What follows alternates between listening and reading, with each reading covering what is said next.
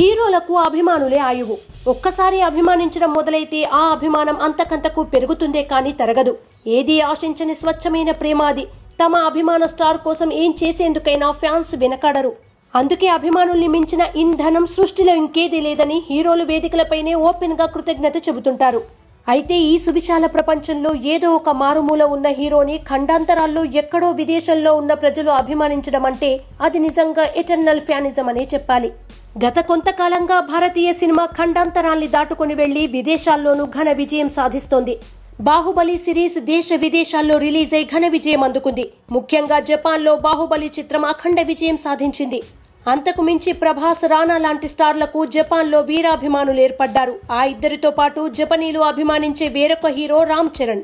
అతడు నటించిన మగధీర జపాన్లోనూ ఆదరణ దక్కించుకుంది. చరణ్ కు జపనీలు అభిమానులుగా మారారు. అందుకే ఇప్పుడు చరణ్ నటించిన రంగస్థలం చిత్రాన్ని అక్కడ రిలీజ్ చేసే ఆలోచనలో ఉన్న సంగతి తెలిసిందే. ఇక చరణ్ ఎన్టీఆర్ హీరోలుగా నటిస్తున్న RRR ఎలానూ జపాన్ దేశానికి వెళుతుంది. బాహుబలి దర్శకుడి నుంచి వస్తున్న క్రేజీ చిత్రం అంటూ RRR ను అక్కడ ఎలానూ రిలీజ్ చేస్తారు. ఈ సినిమాతో తారక్కి వీరాభిమానులు ఏర్పడతారు అనడంలో సందేహమే లేదు.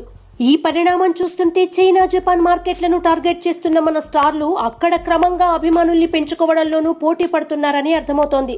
రజనీకాంత్, ప్రభాస్, రామ్ చరణ్, రానాలకు జపాన్లో అభిమానులున్నారు. ఇంకా ఈ లీగ్లోకి ఇతర హీరోలు చేరే అవకాశం ఉంది. తాజాగా రామ్ చరణ్ కి జపనీ అభిమానులు లేఖలు రాయడం ప్రముఖంగా చర్చకొచ్చింది. కొన్ని గ్రీటింగ్ కార్డ్స్ తరహాలో లేఖలు చరణ్ కి కొరియర్లో అందాయట.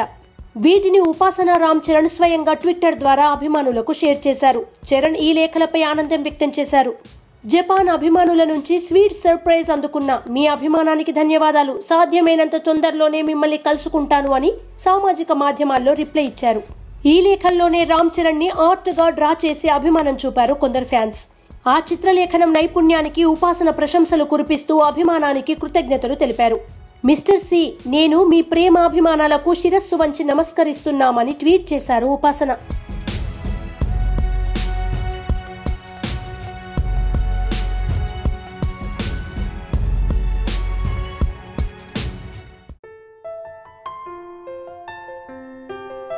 Hello, this is your Nandu. Please do subscribe to New Waves Media.